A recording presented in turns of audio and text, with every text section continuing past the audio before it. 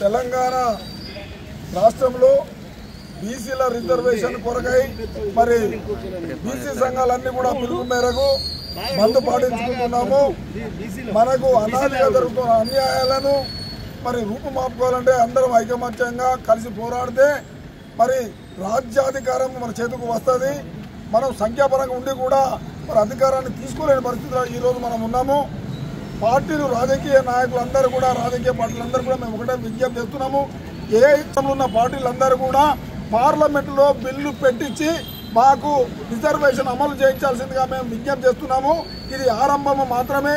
ఏ మాత్రం మీరు అశ్రద్ధ చేసినా ఏ రాజకీయ పార్టీకి ఉనికి అనేది ఉండదు.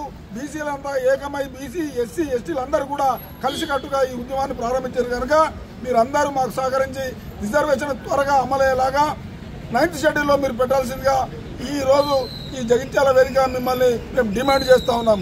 జై బీసీ.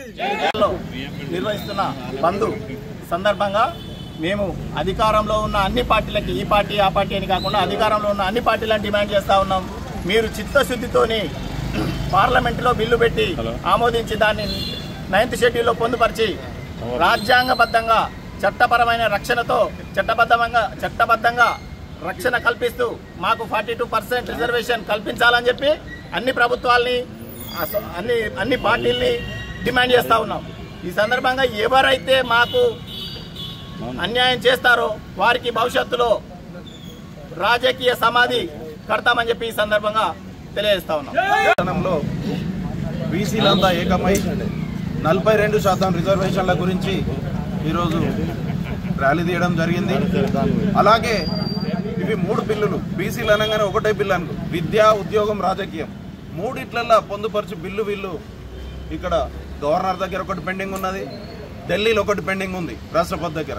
దయచేసి మేము అందరినీ కోరుతా ఉన్నాం. అంటే మన ఆర్ కృష్ణయ్య గారు వచ్చారు బీఆర్ఎస్ భవన్కి.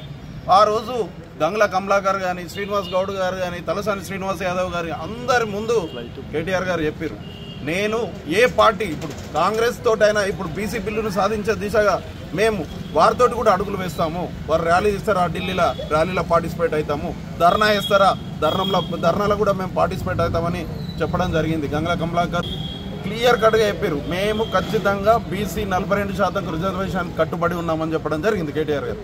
కాబట్టి ఇతర పార్టీలు అందరూ ఒక్క తాటిపైకి వచ్చి బీసీ రిజర్వేషన్లు సాధించే దిశగా ఇవాళ పోరాడితే రానున్న రోజుల్లో బీసీలకు రాజ్యాధికారం రావడం ఖాయం. కాబట్టి ఎవరు అశ్రద్ధ చేసినా కూడా దీంట్లో తగిన మూల్యం చెల్లించుకోక తప్పదని చెప్తా ఉన్నాం. ఈరోజు అక్టోబర్ 18 బీసీ బంద్ను పురస్కరించుకొని మరి బీసీ సంఘాలు మరి ఆర్ కృష్ణయ్య గారు, అదేవిధంగా జాజుల శ్రీనివాస్ గౌడ్ గారు మరి తెలంగాణ భవన్కి వచ్చి బీసీలకు సంపూర్ణ మద్దతు ఇవ్వాలి, బీసీల హక్కుల సాధనకై మీరు పాటుపడాలి అని చెప్పేసి మరి బీసీ సంఘాలు కోరకున్నా కూడా వారి విజ్ఞప్తి మేరకు మరి బీఆర్ఎస్ పార్టీ వర్కింగ్ ప్రెసిడెంట్గా మరి వారు సంపూర్ణ మద్దతు తెలపడం జరిగింది. జైత్యాల్లో ఉన్న బీఆర్ఎస్ పార్టీలో ఒక బీసీ బిడ్డగా చలమని అవుతున్నాం కాబట్టి మా వంతు మద్దతుగా తప్పగా ఉంటుందని చెప్పేసి ప్రకటించడం జరిగింది. దాంట్లో భాగంగానే ఈరోజు రాజకీయాలకు అతీతంగా, పార్టీలకు అతీతంగా మరి బడుగు బలహీన వర్గాల మరి నాయకులు, మరి పోరాట యోధులు, ఇక్కడ ఉన్నటువంటి చాలా మరి దళిత వర్గాల నుంచి, అట్టడుగు వర్గాల నుంచి, ఎస్టీ ఎస్టీ బీసీ సామాజిక వర్గాల నుంచి, అనేక కుల సంఘాల నుంచి ఇలా బీసీ సంఘాల ఐక్య వేదిక నుండి జస్టిస్ ఫర్ బంద్కు మరి నిజంగా కూడా ఈ బంద్ను సంపూర్ణం చేయాలి అని అంటే, ఎందుకనంటే ఈ బంద్ ఎందుకు జరుగుతుంది అసలు మరి ఈరోజు మరి మన జైత్యాల పట్టణంలో, జైత్యాల జిల్లాలో బంద్ ఎందుకు చేపట్టడం, రాష్ట్ర వ్యాప్తంగా ఎందుకు చేపట్టడం అంటే మరి కోర్టుకు వెళ్ళినా కూడా, అదేవిధంగా రాజకీయ పార్టీలు ఏ పార్టీ అధికారంలో ఉంటే ఆ పార్టీ మరి బీసీలను రాజకీయంగా ఒక పావులుగా వాడుకుంటున్నారే తప్ప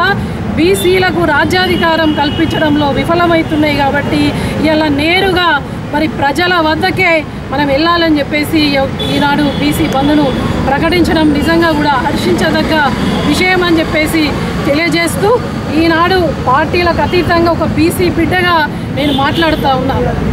ఇలా అన్ని పార్టీలు మద్దతు ఇచ్చినాయి, సంతోషమే.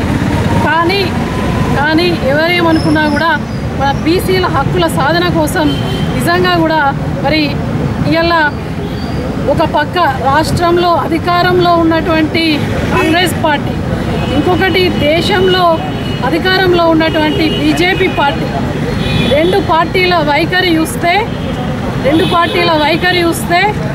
అంతకులే సంతాప సభ పెట్టినట్టుగా ఇలా బంద్కు వాళ్ళు మద్దతు ఇస్తే ఎట్లా అనిపిస్తుందంటే నవ్వాలో ఏడవాలో ఇది అర్థమైతలేదు, అసలు హాస్యాస్పదంగా ఉన్నది.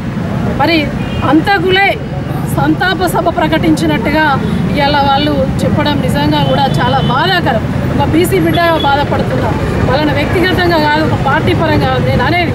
మరి వాళ్ళే ఇక్కడ రాజకీయంగా ప్రవేశపెట్టాల్సిన వాళ్ళు, ఇక్కడ ఉన్నటువంటి రాష్ట్రంలో అధికారంలో ఉన్నటువంటి కాంగ్రెస్ పార్టీ పోరాడుతున్న వాళ్ళు జాతీయ పార్టీ హోదాలో వీళ్ళు కూడా ఉన్నారు.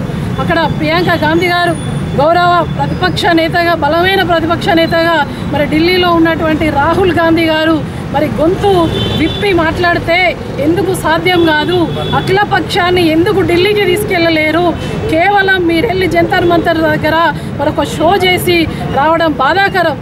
ఆనాడు కేసీఆర్ గారు కూడా మరి అసెంబ్లీలో బిల్లు ప్రవేశపెట్టిరు, తీర్మానం చేసిరు.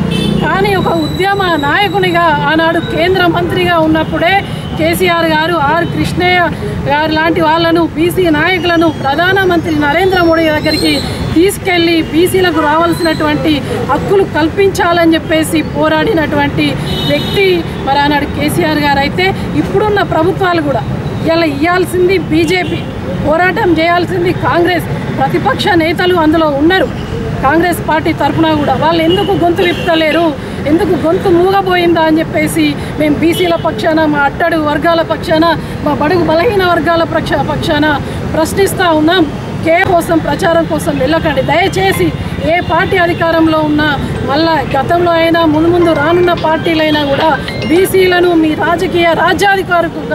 రాజ్యాధికారం రావడం కోసం, మీరు సీట్లో కూర్చోవడం కోసం, మా ఓట్ల కోసం మరి దళిత బిడ్డలను, బీసీ బిడ్డలను పావులుగా వాడుతున్నారు.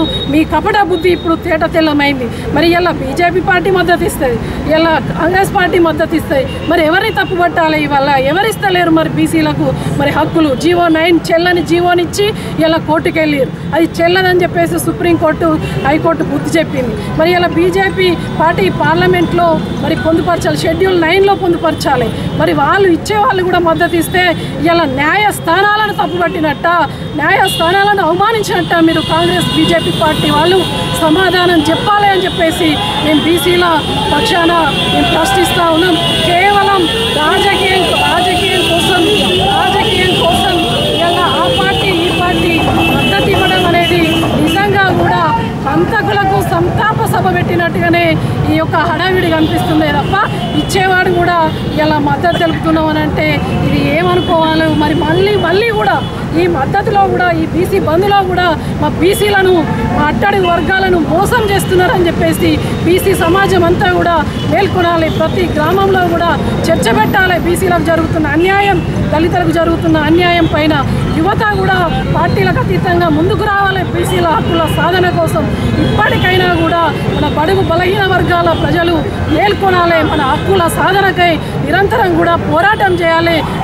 అజెండాలు పక్కకెట్టైనా కూడా మన బీసీల హక్కుల సాధన కోసమై ఉద్యమిద్దాం, పోరాడదాం. ఒక బీసీ బిడ్డగా జైత్యాల జిల్లా పరిషత్ చైర్మన్గా పనిచేసి ఒక అవకాశం వచ్చిందంటే ఒక బడుగు బలహీన వర్గాల బిడ్డగా వచ్చింది. కాబట్టి ఎవరు ముఖ్యమంత్రి ఉన్నా, ఎవరు ప్రధానమంత్రి ఉన్నా షెడ్యూల్ 9లో పొందుపరిచినట్టయితే మన హక్కులు ఎవరు కాలరాసే హక్కు వాళ్ళకు ఉండదు. ఎవరు వచ్చినా పోయినా మన వాళ్ళకు రావాల్సినటువంటి హక్కులు పదిలంగా చట్టపరంగా పొందుపరిచి ఉంటాయి. కాబట్టి మరి మనం అందరం కూడా మీడియా ద్వారా బీసీ సమాజాన్ని, గ్రామంలో ఉన్నటువంటి ప్రజలను, పట్టణంలో ఉన్న ప్రజలను, ప్రతి ఒక్క సంపన్న వర్గాల ప్రజలందరూ కూడా ఇప్పటికైనా కూడా మేల్కొనాలి, మన ఉద్యమానికి సిద్ధం కావాలి అని చెప్పేసి తెలియజేస్తూ ఎప్పటికైనా కూడా మీకు బీఆర్ఎస్ పార్టీ మరి మద్దతుగా ఉంటుంది. ఒక బీసీ బిడ్డగా మా బలహీన వర్గాల బీసీ సంఘాలకు అండగా ఉంటామని చెప్పేసి